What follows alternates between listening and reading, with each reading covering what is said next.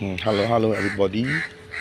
Okay, yeah, I just overtake this plot of land from the authority, and of course this one and this cannot remove, so the rest is mine, and I have prepared topsoil, compost, fertilizer, chicken poop, whatever lah, over here.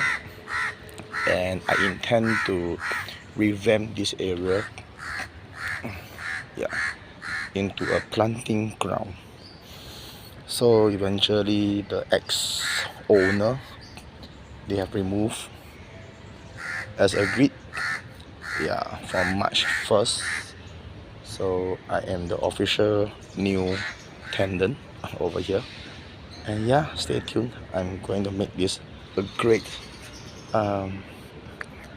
planting ground.